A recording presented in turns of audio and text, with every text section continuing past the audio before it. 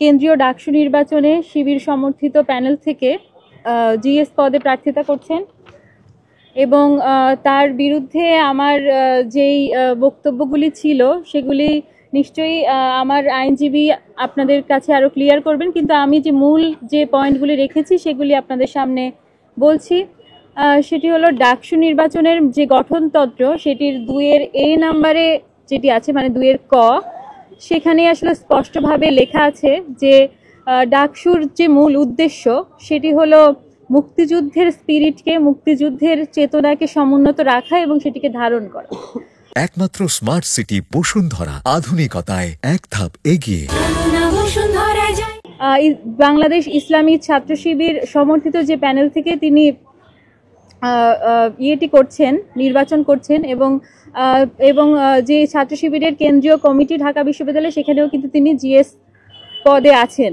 হ্যাঁ, তো সেই জায়গা থেকে বাংলাদেশ ইসলামী ছাত্র শিবিরের যে ঐতিহাসিক যে ভূমিকা এবং ঐতিহাসিক যেই স্ট্যান্ড বাংলাদেশের মুক্তিযুদ্ধের বিরুদ্ধে, সেটি আসলে আমাদের ডাকসুর যে গঠনতন্ত্র, ডাকসুর যে মূল লক্ষ্য এবং উদ্দেশ্য, সেটির সাথে সরাসরি বিরোধিতা করে।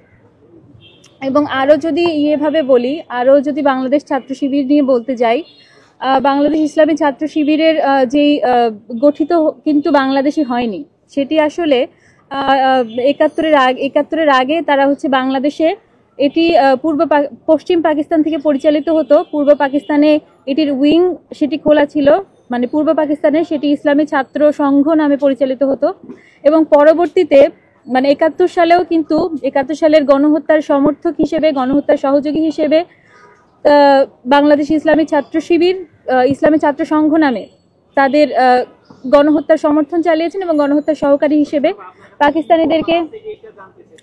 পাকিস্তানিদেরকে সহায়তা করেছেন। তো এই ঐতিহাসিক স্ট্যান্ড থেকে এবং পরবর্তীতে যদি বলি, ইসলামী ছাত্র সংঘ পরবর্তীতে ইসলামী ছাত্র শিবির নামে স্বাধীন বাংলাদেশে রাজনীতি করা শুরু করে, কিন্তু 72-এর সংবিধান অনুযায়ী বাংলাদেশে আসলে কোনো ধর্মভিত্তিক রাজনীতি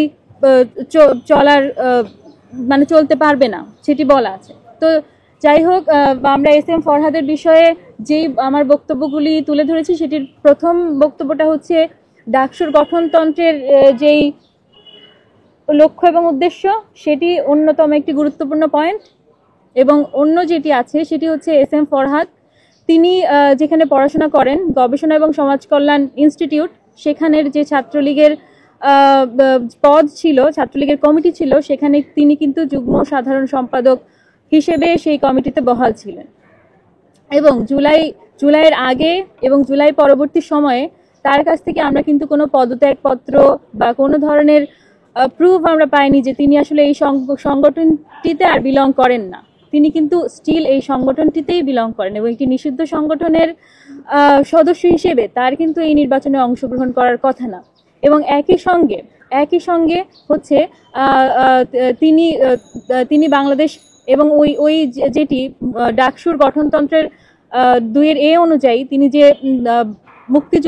মুক্তিযুদ্ধকে ধারণ করেন না, তার সাংগঠনিক পদ অনুযায়ী তিনি যে বাংলাদেশ ইসলামী ছাত্র শিবিরের সাধারণ সম্পাদক হিসেবে আছেন, সেই অনুযায়ী তিনি আসলে হ্যাঁ, তো সেই হিসেবে মানে তিনি আসলে এই ডাকসু নির্বাচনে তার প্রার্থিতার বিষয়ে আমরা এই বিষয়টি আনার চেষ্টা করেছি, বা এই বিষয়ে আমার রিটের মূল বক্তব্য।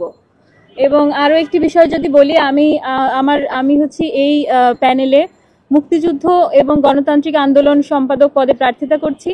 তো সেই স্ট্যান্ড থেকে, সেই কমিটমেন্ট থেকে আমার মনে হয়েছে এই বিষয়টি আসলে মুক্তিযুদ্ধের স্পিরিটকে যদি আমরা ধারণ করি, মুক্তিযুদ্ধের বক্তব্যকে এবং এর মূল মন্ত্রকে যদি আমরা সমুন্নত রাখতে যাই, তাহলে এই বিষয়টিও আসলে আমাদের প্রত্যেকের কনসার্নে থাকা উচিত।